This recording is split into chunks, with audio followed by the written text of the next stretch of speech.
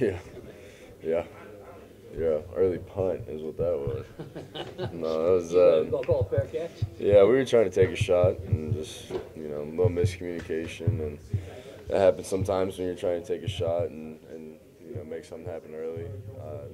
Can make a good play, and that's you got to respond. And I think we did a good job responding from that and not letting adversity like that get to us. Well, what was the play on the touchdown to Tevin? The wheel route? Yeah. It was going to be open the whole time? Yeah, they, we thought it was going to be open, and, I just read it, and Tevin was, running. Tevin's pretty fast, and I trusted him and put it out there, and he made a good play.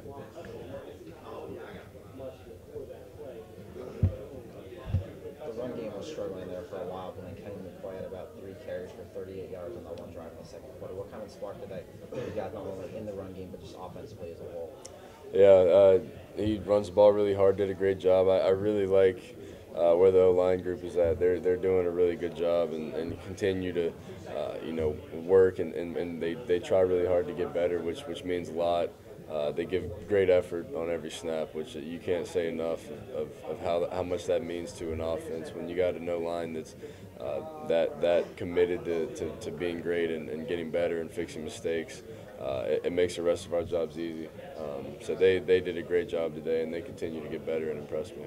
Looked like you had success running behind Yard, particularly around him and with Kennedy. What was the thought there? What did you see there? Yeah, I mean, Yadni's obviously a very talented guy, and he does a good job of just using his size and strength to move people. And Kennedy did a good job reading the defense and making the right reads and getting north and south with the ball and taking care of the ball. So I think I trust all 5 of those guys up front. It's really just going to space, and the running backs doing a good job, and continuing to do a good job of ball security and getting north and south with it. You mentioned earlier in the week about them playing games and moving guys up late, snap and so forth. How do you think you handled it today? All right. I don't think we did some good things today. I don't think it was the cleanest game. I think that left a lot out there, and we have to execute certain things a lot better than we did.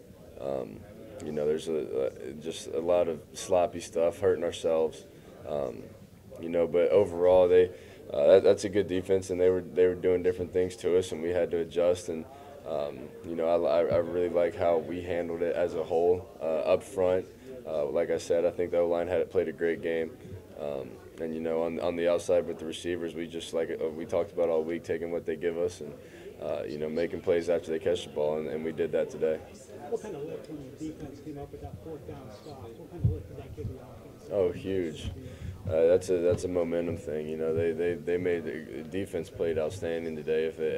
We ought to win a lot of football games if they hold people to 6. So they made a couple huge plays, and when they swing the momentum like that, it picks us up as an offense. They played lights out today, and it's fun watching those guys play. They get after it, and they make big time plays, and that's going to help us as a team down the line. If I'm not mistaken, I think after that play Dylan made, you guys scored 4 straight times, 2 to end the half and 2 to begin the 3rd quarter. That sounds right. It's the momentum, playing off each other, playing together. Talk about it a lot. Like I said, that when they make plays like that, it swings the momentum. We get excited, and we play up to what they do. 6 seconds ago in the first half, were you flashing back to last year's play yet? No, it was a catch and release. We were fly fishing on that one, and we knew we had enough time to either hit it and then kick a field goal. It was we knew what we had there. We've talked about that situation a couple times. Did you consider spiking it? And when Dana called the timeout, you're going to lose. You were down to 2. If they didn't see Dana call the timeout on the sideline. Actually, you couldn't have because you ran to Kennedy on that play, and then they called the timeout, right? The before half. Right. Yeah, no, that was a weird deal.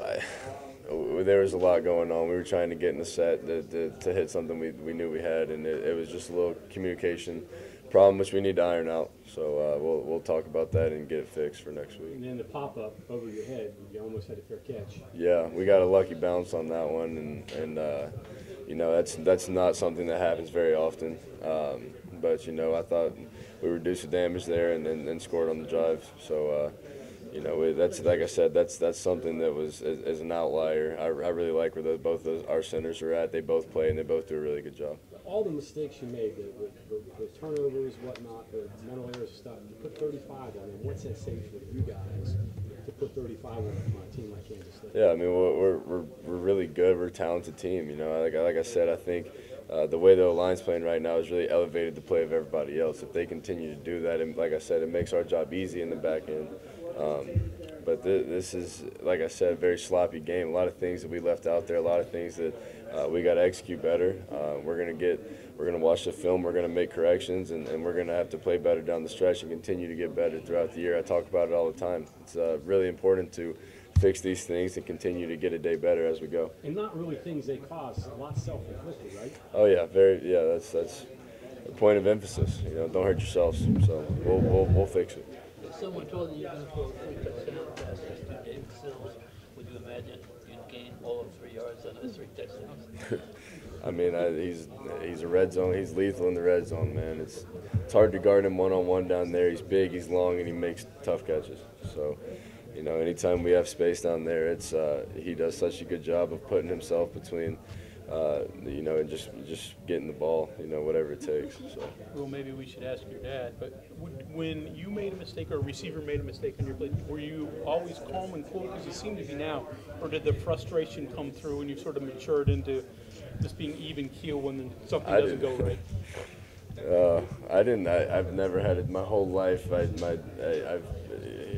never been allowed to be angry, or it's always been my fault, and I don't think it's necessarily a fault thing. I think that those kind of things, it's football. The ball's going to bounce certain ways that I mean, if it were everything was the same, it wouldn't be any fun. Nobody would watch it. So you got to be able to take whatever's happening and move on to the next play. There's some things that the ball bounced our way, and there's some things that the ball's going to bounce the other way, but all we can control is the next play. So that's the way I look at it. That's the way I've always looked at it is, that's done and over with, so move on. What did you see on those interceptions?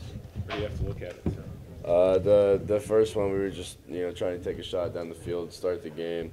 Had a speed guy, just tried to air it out. We had a little miscommunication, and ended up being a pretty nice punt, which is not what we want to do. But and then our defense responded and bailed us out, which was great.